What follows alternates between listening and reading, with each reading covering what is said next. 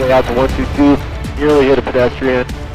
Now at 11, eye in the sky. A closer look at the police pursuit that took officers across 2 cities. Plus, it's all about food, culture, and fun as we get a preview of Portland's Cinco de Mayo fiesta. And later. I cannot believe I bought this place. I cannot believe it. This is it. A homebuyer's dream becomes a reality. How a plan to streamline housing construction in Portland could expand statewide. Thanks for joining us. I'm Catherine Cook in for David.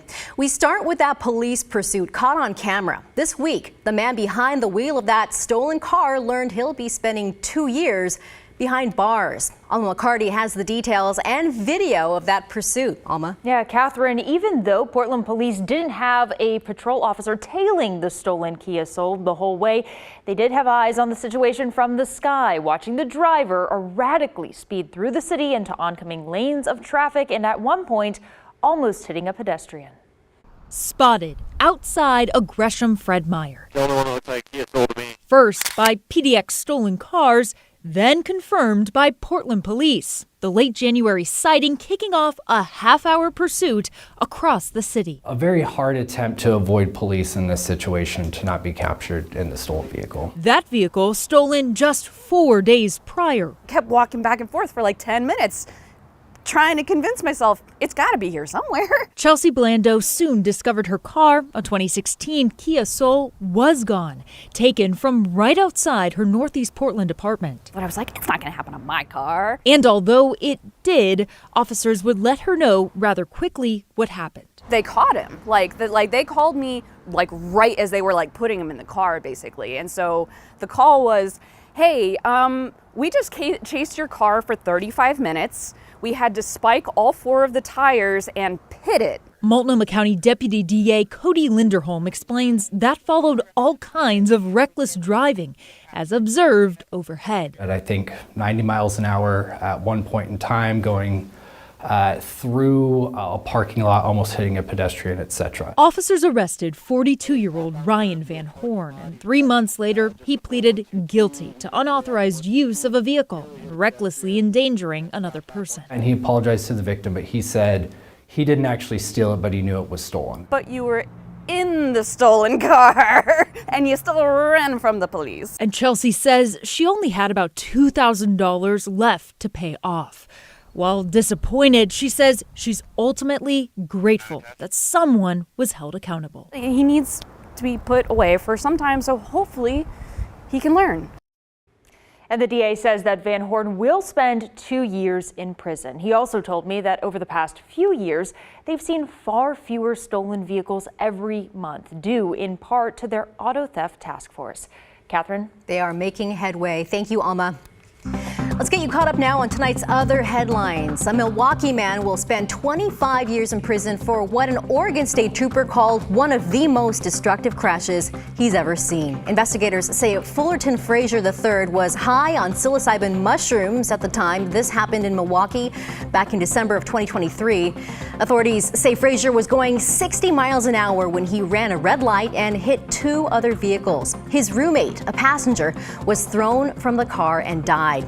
The driver of one of the other cars was also killed. A man accused of shooting and killing another man in downtown Portland is going to prison for more than a decade. That shooting happened back in October of 2023. Prosecutors say Demetrius Vaughn shot and killed 34-year-old Saul Escoto Valerto in the back after a fight near Southwest 5th and Washington. Vaughn was arrested a couple months later and charged with second-degree murder. On Thursday, he pleaded guilty to manslaughter and was sentenced to 13 years in prison. And a house fire in Gresham ends in a total loss. Gresham Fire responded to Northeast 24th Street just after 11 o'clock this morning. The fire was out by the time our crews got there, but you can see just how much damage the fire caused with parts of the house completely charred. Investigators say several animals were saved and the fire appears to have started in the kitchen. Let's take a look outside on this Friday night after another beautiful, warm day. Chief Meteorologist Matt Zaffino is here with a first look at your weather impact forecast. Matt, what's on tap for tomorrow? I tell you what, Catherine, we've got a great weekend on the way, but boy, did we ever see a quick change this afternoon from sunny and warm in the mid-70s to the low 60s all within about an hour or so. You can see outside right now, we may have a little drizzle falling downtown. It looks a little bit hazy, right? So we've had some in and out of the valley over the last few hours. Down to 57 degrees right now, which is pretty impressive because we made it to 77. That's 11 degrees cooler now compared to 11 o'clock last night, 12 degrees cooler in Troutdale. So we've seen this all week long where we've seen this double-digit cooling, double-digit warming, back to double-digit cooling. Salem also 10 degrees cooler than 11 o'clock last night. Eastern Oregon, the other side of the spectrum, double-digit warmer than it was at this time last night, too, as the warm air has moved over there. And there were thunderstorms east of the Cascades. We've got a little bit of lightning popping up down in southeast Oregon right now. Showers in the valley here are pretty light. They're going to remain very light, but I can't rule them out really until tomorrow morning. So tomorrow morning, we'll have those scattered showers around. Cool and mainly clear, though, for the rest of the weekend. And again, another warm up coming. I'll let you know how warm this time, Catherine, in a bit. Back to you. Sounds good, Matt. Thank you. Let's turn now to tariffs. Businesses and consumers are bracing for higher prices as auto tariffs kick in tomorrow. That includes a 25% import tax placed on all foreign-made cars and parts. That could translate to a price hike between $2,000 and $12,000 per vehicle. Car dealers say this is all very uncertain and it's weighing heavily on the industry. Cars are built throughout the world between parts and, cars being built here, but parts coming overseas. So it is a little bit of a mess for us right now. And in a twist in the trade war, after weeks of denying any contact, China now saying it's, quote, evaluating trade negotiations with the U.S., but only if the Trump administration drops the 145% tariff on its goods. And new federal cuts have stopped Oregon programs in their tracks. The Trump administration is cutting grant funding to Oregon-based initiatives for disabled crime victims, youth gun violence prevention, and hate crime reporting. Evan Watson has the latest list of federal cuts and the impacts they'll have. Rihanna Hensley knew she wanted to be a change maker when she was 12. 3 years later, she discovered why. And everything kind of went haywire when I was a victim of a violent crime when I was 15. A peer followed her home and strangled her. Rihanna, born with ataxic cerebral palsy, nearly died. This perpetrator chose me specifically because of my physical weakness. As a disabled crime victim, Rihanna now entered the justice system. I think the court system almost traumatized me just as much as the actual crime.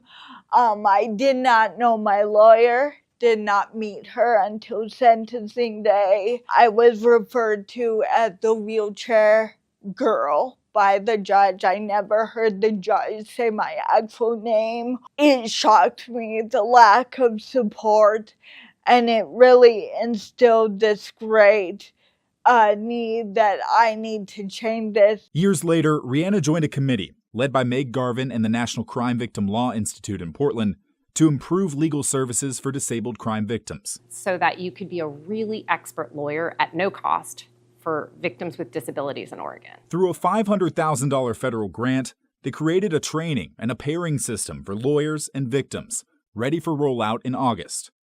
Then 10 days ago, the Trump administration cut the funds. The Justice Department told NCVLI and 364 other grant recipients nationwide that their programs no longer effectuate agency goals or priorities. Without the rest of the funding, the plans got shelved. If you're going for efficiency of use of government dollars, this is not that, right? We had created a training, we're ready to roll with it. Lawyers could start representing after being trained as early as next fall. And now we don't get to do it. Do you have a sense why this would be a program that's picked for a cut at the federal level? Absolutely not. It shouldn't have been cut. It perfectly aligns with community safety, which the administration has set as a top priority. KGW obtained the list of grant terminations, showing the other Oregon programs the Justice Department cut. They pulled funding from the NAACP in Eugene to address hate crimes by creating an effective reporting system. And the administration cut multiple grants to Multnomah County and community nonprofits that were funding youth gun violence prevention. I mean, it creates a void in the system, right, of support to young people. Charlene McGee directs the programs for the county. She says the community outreach and peer mediation model has been effective, reducing the number of violent incidents in Portland and creating a safer community. We know that prevention works. We know that it's cost effective. NCVLI and Multnomah County say they're looking at their options, maybe appealing the cuts, litigation, or looking for any other ways to fund these programs. I immediately thought of 15-year-old Brianna, how brokenhearted she would be to know that at the end of the day, the support and change that I was making, the accessibility to do it through the government was stripped. But Rihanna's drive to make a difference still is strong, as always. I was doing this since I was 12 years old. I don't think I will stop anytime soon. In total, the Justice Department had allocated about $5 million to these halted Oregon programs. In the termination letters, the department cited a change in priorities to support law enforcement, combat violent crime, and protect American children. However, many of the cut programs were focused on violence intervention and prevention. Evan Watson, KGW News. New at 11, Portland Mayor Keith Wilson gave his first State of the City address tonight. He celebrated wins, renewed pledges, and hinted at what his first city budget will include when it comes out on Monday. 121 days ago, I entered City Hall with new eyes. In his first State of the City address, Mayor Keith Wilson called Portland the greatest city in the nation before vowing to make it better. On stage at Franklin High School, he acknowledged Portland Public Schools' massive budget shortfall, tied in part to its 10% enrollment drop. If we restore public safety and livability, we're going to welcome an influx of those families, jobs, and investment. And that's why the sense of urgency is so palpable at City Hall right now. Wilson also noted momentum in Portland, like the city's effort to bring in Major League Baseball. State lawmakers just passed a funding bill that would support construction of a new ballpark. He celebrated efforts to rebuild the Portland Mercado and plans to open the James Beard Public Market downtown. That's going to be our new living room, and we're going to invite the state to participate in Portland. On Monday, Wilson will release his first city budget. He said it's focused on getting the city back to basics amid its $93 million budget gap. My budget prioritizes core services, community assets, public safety, and green leadership. We're also going to strengthen funding to clean our streets, fill our potholes, and remove graffiti. Amid federal actions, the mayor said Portland is holding fast as a sanctuary city and remains focused on ending unsheltered homelessness. I continue to believe the best days of our city are ahead of us and that the Portland Renaissance that we all want is within our reach. Thank you.